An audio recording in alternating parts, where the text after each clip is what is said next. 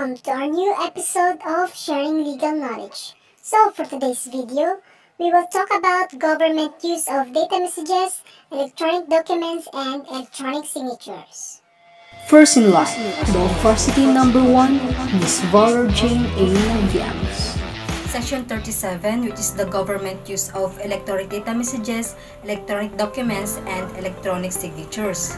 Notwithstanding any law to the contrary, within 2 years from the date of the effectivity of the Act, all departments, bureaus, offices, and agencies of the government, as well as the government-owned and controlled corporations that pursuant to law require or accept the filing of documents that require that the documents is created, retained, or submitted, issue permits, licenses, or certificates of registration or approval, or provide for the method and manner of payment or settlement of fees and other obligations of the government shall: Letter A. Accept the creation, filing, and retention of such documents in the form of electronic data messages or electronic documents.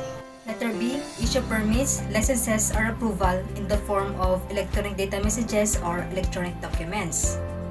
Letter C. Require and/or accept payments and issue receipts acknowledging such payments through system using electronic data messages or electronic documents. Letter D. Transact the government business and/or perform governmental functions using the electronic data messages or electronic documents, and for the purpose are authorized to adopt and promulgate after the appropriate public hearing with due publication in newspapers of general circulation the appropriate rules, regulations, or guidelines, among others, are the following. So number 1, the manner and format in which such electronic data messages or electronic documents shall be filed, created, retained, or issued. Number 2, where and when such electronic data messages or electronic documents have to be signed, the use of electronic signature, the type of electronic signature required. Number 3, the format of an electronic data messages or electronic documents and the manner of the electronic signature shall be affixed to the electronic data messages or electronic documents. So number 4, the control processes and procedures as appropriate to ensure adequate integrity, security, and confidentiality of the electronic data messages or electronic documents or records or payments. Number 5, other attributes required of the electronic data messages or electronic documents or payments. And number 6, the full or limited use of the documents and papers for the compliance with the government requirements. Let's give it up for law practical number 2, Miss Mary Angelou Delos Santos. Provided that the Act shall by itself mandate any department or the government, organ of state or statutory corporation to accept or issue any document in the form of electronic data messages or electronic documents upon the adoption, promulgation, and publication of the appropriate rules, regulation, or guidelines. Next is the Section 38, the principles governing government use of electronic data messages, electronic documents, and electronic signatures. The following principles shall govern the implementation of Section 27 of the Act and shall be mandatory upon all departments, bureaus, offices, and agencies of the government, as well as government-owned and controlled corporations.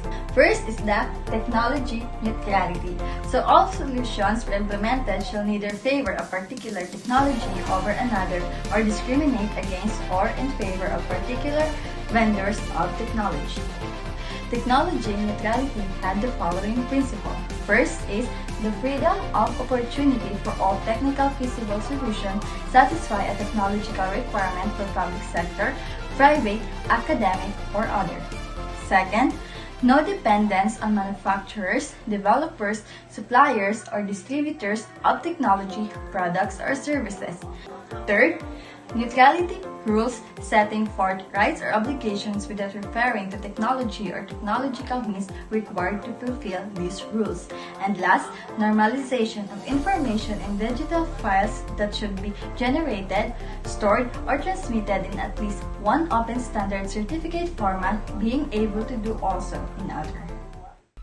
Put your hands up for law VARSity number 3, Miss Rovic, Leigh, or Tabat. Interoperability. Interoperability is a key in realizing our goals of improving the effectiveness and efficiency of the national government agencies, creating a positive business environment, enhancing good governance, and broadening public participation. So all implementation of technological solutions shall ensure the interoperability of systems forming part of the government network. Interoperability is a tool to increase efficiency of the government services, improve decision-making in government, reduce costs and increase savings for government, increase citizen satisfaction transacting with the government, enhance ability to interoperate with other nations, better inform and active citizenry, and improve ecosystem for competition and innovation among ICT service providers. Elimination of red tape. Government processes shall be re-examined and if appropriate, simplified or re-engineered to maximize the functionality of technology and to eliminate unnecessary delays in delivery of the governmental services. So there are 5 ways to eliminate the red tape. So first, budget for emergencies. Unexpected emergencies have proper budget allocation to purchase the necessary supplies and equipment that are needed to run the day-to-day operation and also include funds for those unexpected expenditures that are difficult to plan for. Second, empower employees. Empower employees to make quick decisions about work processes that impact the customer's experience. Third, set spending limits. Empower employees to make decisions within certain spending limits, giving them the flexibility to move quickly of those things that slow the work process or impacts the customer's experience. Fourth, training. Train employees to help them involve the process of determining decision-making boundaries and to use their day-to-day experience to improve internal processes. And lastly, coach and mentor. Allow employees to make mistakes and use errors in judgment as a learning opportunity. Coach and mentor employees on the decision-making processes and help them understand the difference between good and bad decisions. Security measures. Government shall implement appropriate security measures to guard against unauthorized access, unlawful disclosure of information, and to ensure the integrity of stored information. So there are ways to have an effective security measures. First, establish strong passwords.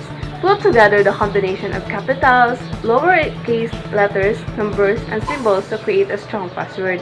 The more characters you put, the better. Avoid using your birthday or any personal information and change the password accordingly. Second, set a firewall. In order to protect your network, firewalls are an important initiative to consider. They are a must-have for any company as they control the internet traffic coming and leaving your business. And last but not the least, VARSity number 4, Miss Sophia, Salve, Dela, Cruz. Third, think of antivirus protection. Because antivirus and anti-malware are indispensable to protecting your data. They are designed to prevent, search for, detect, and remove viruses. Fourth is, updating is important. Your computer must be properly patched and updated.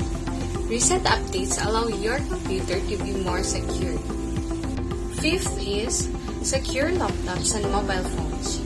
Laptops and mobile phones are portable, so there is a risk that they can be stolen.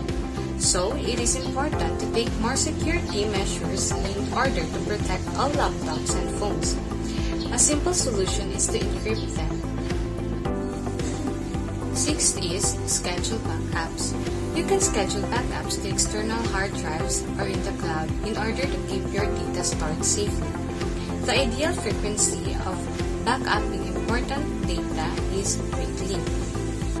7. Monitor steadily. Data, software, and technologies. Everything is moving so fast. Keep track of them. Keep in touch with news and to see what is new on the market. 8. Be careful with emails and in surfing the web. Downloading apps or files, opening emails, and clicking links can infect your computer and your network. Be careful with the sources you find online or you receive. And take every warning box seriously.